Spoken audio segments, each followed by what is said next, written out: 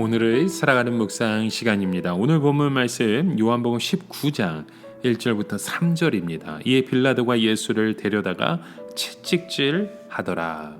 군병들이 가시로 면류관을 엮어 그의 머리에 씌우고 자색 옷을 입히고 앞에 와서 가로되 유대인의 왕이여 평안할지어다 하며 손바닥으로 때리더라. 자, 오늘 본문 말씀 속에 보면 빌라도가 예수님에게 가장 먼저 한 것은 데려다가 채찍질을 하게 한 것이었습니다. 자, 빌라도가 예수님을 채찍질하게 된 것은 무슨 다른 의미가 있어서 한 것이 아닙니다. 빌라도가 생각하기에 예수님의 죄는 십자가에 처형할 정도가 아닌 것이 분명하기 때문에 그냥 석방하기에는 미안하니까 적당하게 채찍질해서 놓을 생각이 있었겠죠. 즉 일종의 유대인들의 마음을 무마할 요량으로 예수님을 채찍질하게 한 것입니다. 이 로마법에는 채찍질도 여러 가지가 있었습니다. 좀 가볍게 때리는 채찍질이 있었고 살이 완전히 찢어지고 뼈가 보일 정도로 초주검이 되게 하는 채찍질도 있었습니다. 아마 처음에는 빌라도가 때린 채찍질은 비교적 가벼운 채찍질이었던 것 같습니다. 그러나 로마 군인들은 예수님을 그냥 채찍질한 것이 아니라 먼저 조롱합니다. 왜 로마 군인들이 예수님을 조롱하였을까요? 아마 두 가지 이유가 있었던 것 같습니다. 하나는 그동안 너무 무료했거나 심심했던 것이죠. 그러다가 갑자기 한 건수가 생기니까 재미를 붙이기 위해서 조롱을 했을 수도 있습니다. 그리고 또 하나는 유대인들에 대한 미움이 작용했을 것입니다. 지금 로마 군인들은 유대인들 때문에 예루살렘에 와서 고생을 하고 있는 거잖아요. 그러다가 유대인의 왕이라는 자가 잡혀왔다고 하니까 그동안 유대인들에 대한 분풀이를 그 왕에게 다 쏟아 부은 것으로 생각할 수 있습니다. 사람이 다른 사람을 때린다는 것은 굉장히 미묘한 것입니다. 왜냐하면 사람에게는 하나님의 고귀한 형상이 있기 때문입니다. 그래서 사람이 다른 사람을 때릴 때에는 하나님의 형상을 파괴하는 쾌감이 있는 것입니다. 즉 자기가 마치 신이 된 것 같은 우월감을 느끼게 되는 것이죠. 그래서 사람에게 가장 악한 것이 있다면 같은 사람을 때리는 것입니다. 사람을 때리는 것은 그의 인격을 인정하지 않는 것이죠. 그리고 자기 자신은 거의 신에 가까운 절대적인 위치에 올려놓는 것입니다. 그래서 정상적인 경우에는 사람이 사람을 때린다는 것은 있을 수 없는 일입니다. 어쩌다가 부모가 자식을 훈계하기 위해서 때리는 경우는 있을 수 있지만 그것도 우리가 어떤 짐승을 때리듯이 그렇게 때릴 수 있는 것은 아닙니다. 성경은 예수님께서 채찍질 당하시고 조롱당하신 것이 우리 믿는 사람들에게 아주 중요한 의미가 있다고 말씀하십니다.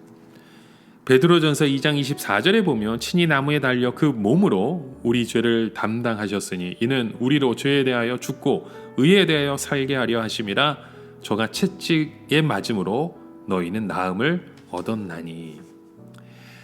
이 성경은 예수님께서 채찍에 맞으신 것은 우리가 맞아야 할 것을 대신 맞으신 것이고 우리가 조롱당해야 할 것을 대신 당한 것이라는 말씀을 하십니다.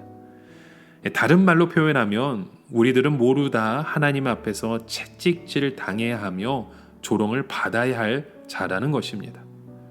물론 우리의 겉모습은 점잖고 모범적인 모습일 수 있겠죠. 그러나 우리의 한꺼풀만 벗겨버리면 우리 안에 온갖 추악한 죄악들이 다 있습니다. 우리는 사실 이 세상의 모든 악한 자들로부터 맞아야 할 사람들이고 조롱을 받아야 마땅한 사람들입니다. 다른 사람들이 우리의 사정을 몰라서 그렇죠. 모든 것을 다 안다면 사람들은 우리를 조롱할 것입니다. 침을 뱉을 것이죠. 채찍질할 것입니다.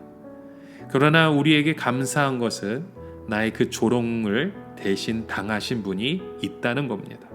내가 맞아야 할 채찍을 대신 맞으신 분이 있다는 거예요.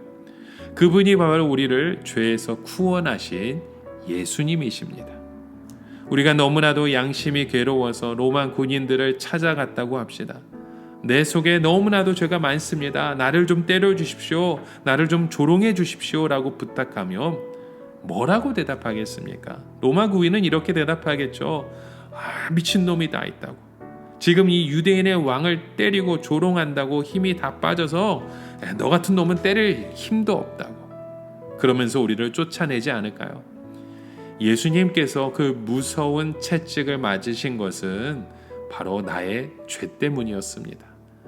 그가 많은 사람들 앞에서 조롱받고 침뱉음을 당한 것은 나의 위선과 거짓을 고치기 위해서였습니다. 그러기에 우리는 채찍에 맞아 쓰러진 주님 앞에 달려가야 합니다. 주님 얼마나 아프십니까? 저희들이 맞아야 하는 것인데 주님이 다 맞으셨군요. 그러면 주님이 뭐라고 하시겠습니까? 나는 괜찮다. 이제 더 이상 양심의 고통을 받지 말고 믿음으로 떳떳하게 살아가라 하는 그 말씀을 주시지 않을까요? 사실 우리들은 오늘날까지 다른 사람들을 속이며 지금까지 우리는 살아갑니다. 우리가 다른 사람들에게 내 자신에 대해 말한 부분은 1000분의 1, 10,000분의 1도 되지 않을 겁니다. 우리는 정말 내 자신이 부끄러운 부분들, 다른 사람들이 들으면 정말 나를 경멸할 수밖에 없는 그런 부분들은 말하지 않습니다. 만약 그런 것들이 모두 이 자리에서 폭로된다면 우리의 좋은 옷이 더 부끄러운 것이고 그동안 다른 사람들로부터 쌓아왔던 그 좋은 명성은 하루아침에 무너지는 것입니다. 사실 우리는 여기서 조롱받아야 할 마땅한 자들이며 채찍질 당해야 마땅한 자들입니다. 우리의 예배는 그런 조롱과 채찍질의 소리로 가득하는 것이 옳습니다. 그러나 우리가 당해야 할 모든 치욕을 주님께서 대신 당하신 것입니다. 그래서 우리에게 더 이상 돌아올 치욕이 없는 것이죠. 여러분, 우리로 하여금 영원한 수치를 당하지 않도록 주님이 홀로 다 담당해 주셨다는 그 사실을 잊지 마십시오. 나의 그 위선적인 죄를 짓고 또 짓는 나의 그 연약함, 마음속에 양심을 누르듯 고통에 있음에도 말할 수 없는 그 연약함, 이 모든 것을 위해서 주님은 고통을 당하셨습니다. 그러기에 우리에는 오직 주님만을 바라봐야 하는 것입니다. 여러분, 오늘 우리의 삶 가운데 우리의 과거의 죄악과 우리의 실수가 오늘 내 양심을 짓누르지 못하도록 참된 양심의 자유를 주신 우리 예수 그리스도만을 소망하며 주님 앞에 더욱더 기쁘게 나아가는 저와 여러분 되시기 주님의 이름으로 간절히 축원합니다. 함께 기도합니다. 하나님, 나의 모든 상처를 치료하신 분이 예수 그리스도인 줄 믿습니다. 나의 그 모든 삶을 인도하시는 분도 예수 그리스도인 줄 믿습니다. 더 이상 수치를 당했던 나의 삶에 빼어 있는 것이 아니라 오직 우리의 삶의 모든 수치를 해결하신 예수 그리스도만을 소망하는 주의 자녀 되게 하여 주시옵소서. 예수님의 이름으로 기도드립니다. 아멘.